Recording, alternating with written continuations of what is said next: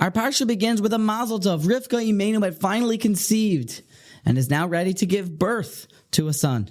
But strange things are happening. Rashi explains Vayisrotetzu habonim bikirba, that as she walked past the shul, the Beis Medrash, her fetus, her belly wanted to come out. Her child wanted to be born to go into the Beis Medrash to start learning Torah.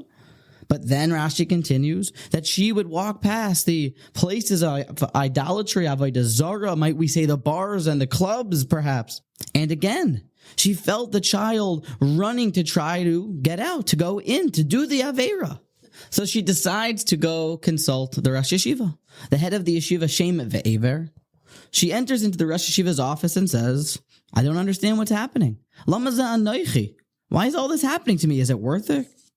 And then we are told of the Rosh Yeshiva's iconic answer. Vayomer Hashem la, shnei goyim bevitnech. It's twins. There are two regimes from your insides, and they will be split from birth, and the elder will serve the younger. It's not one confused child. It is two separate children. Mazel tov, you're having twins. And now Rivka is calmed or assuaged. Now, on a side point, the Bali Musar want to know, why was this a reason that calmed down Rivka? After all, she was just told that you're going to have a kid who's going to be righteous, and that's good news, but one of them is going to be Esav, HaRasha. One of them is going to be a totally wicked person.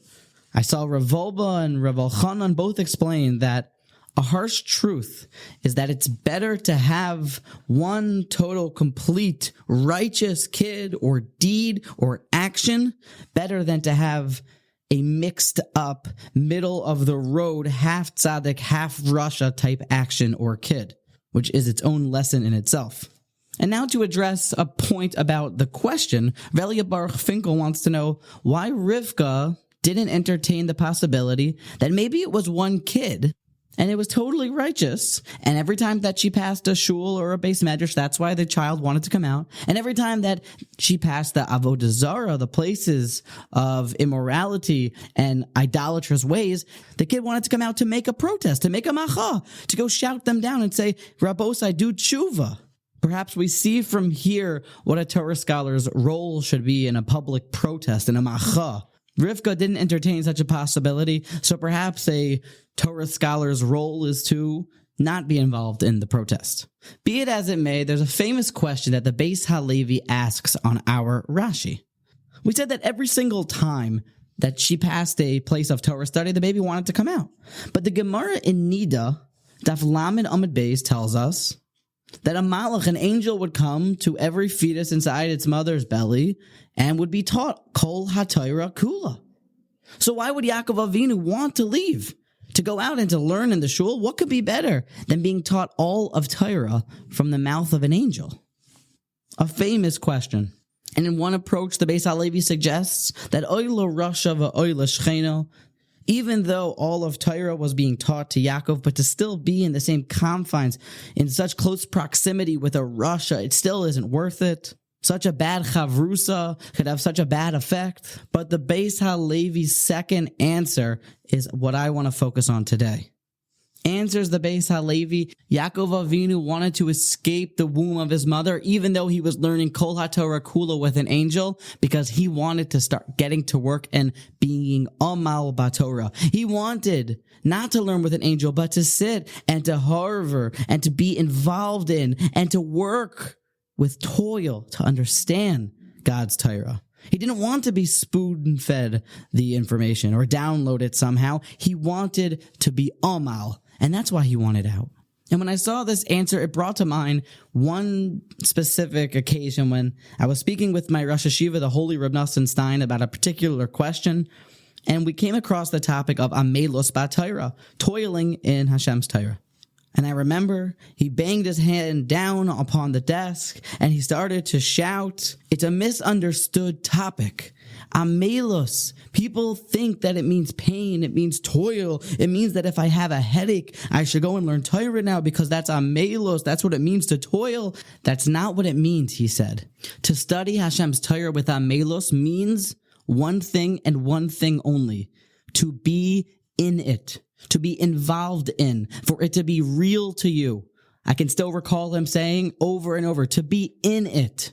I recall that I couldn't escape, and he kept saying it over and over. Amelos b'Torah means for it to be real, for you to be in it. It doesn't mean pain. There's so much Torah literature about the idea of Amelos b'Torah. We know the Derech Hashem in the 4th chapter describes how if you want to open up the blessings from heaven, we need Torah. We need Amelos b'Torah. A person should delve and toil in Torah. We say every morning that Talmud Torah is Keneged Kulam. You can do all of the mitzvos, and that still will pale in comparison to learning Hashem's Torah. And here we see the right way to do it. In our Torah study, it's not our job, and it's not the way to do it to have somebody spoon-feed it to you, but to be involved and to be growing through it, to be fighting, to understand, to be involved in it. That's what it means, to be real to you. I once heard the Ali Shor's grandson describe how do you know the barometer if someone is a ben Torah? And Rav Wolbe said that it's when he dreams and learning. And I thought, that's crazy to dream and learning such a high level. But really, when you think about it, if somebody's involved in playing sports the whole day, it's not far out to say that he might dream about sports. If Amelos b'Torah just means for it to be real to us, well then, yes, it's not so unlikely that we may actually one time dream about a certain Gemara or Pasuk or Dvar Torah we heard. But over and over he kept saying, Amelos b'Torah doesn't mean toil, it means to be in it, for it to be real. In fact, this idea is the answer to so many of our issues in life. The Gemara in Kedushin Daf Lamed Amud Beis says the following, Tanu Rabbanon. We say in Kriya Shema, V'samtem es davar ha'ela, and I will place, or you shall place, these words upon your heart. The Gemara learns out, V'samtem is a mashup of two words, sam and tum, medicine that is wholesome. What does that mean? Continues the Gemara, Nimshal Torah kesam chaim. Torah is compared to the medicine of life. This is a parable to a father who strikes his son and gives him a wound. But he gives him a band-aid and says, place this band-aid upon the wound. And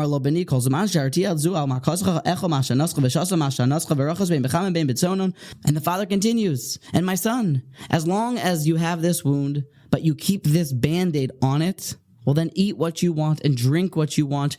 Take from the physical pleasures, a hot shower, a cold shower. As long as you keep the Band-Aid on the wound, all will be fine.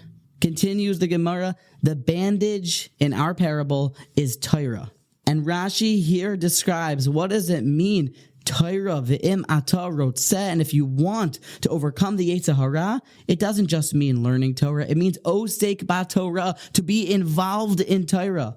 The bandage to protect ourselves from the Yetzer Hara and solve so many of our problems. To open up the funnels of blessing from the heavens, for Torah study to be real to us. And the Gemara concludes with those famous words, Barasi Yetzer Hara, that God has created us with this, so to speak, infection, with this wound, having an evil inclination inside of us. Ubarasi like Torah Tavlin, but I have given you the medicine. It is Torah. And Torah means for it to be real, for us to be involved in it. This Vart really could be a relief. We don't need to be painting ourselves in learning, but it must be real to us. It must hold value and carry weight. And furthermore, the Gemara in Shabbas tells us that we will be asked questions after we pass from this world, and one of them will be, did you set up time for learning Torah? Kavata itim la Torah. Did you have set up Torah partners? Did you go to shiurim? Did you schedule them into your calendar? And Rabbi Yerucham explains that keva here means that it should be set up in your schedule, but it should be keva. It should be set. It should be real. It should be important. If you want more bracha in your life, then learn more Torah. If you want to save yourself from the problems in life and heal yourself from sins that come about from the Yetzer Hara, then learn more Torah. But there's a stipulation, but there's a little tanai here that we must remember. And that is that it cannot be lip service Torah, showing up to Daf Yomi Torah, one ear open to the rabbi's sermon type Torah. It needs to be with amelus. It needs to be in it. It needs to be real. It needs to be an osek. Yaakov Avinu wanted out of his mother's womb to go start learning Torah with amelus. He didn't want it to be taught him. He wanted to go through the sugyas and be involved in the learning, figuring it out for himself. And legend has it that even 300 years ago, when the Vilna Gaon was offered an angel to teach him Torah, he said, "No, thank you. I want to have the amelus. I want to do it myself.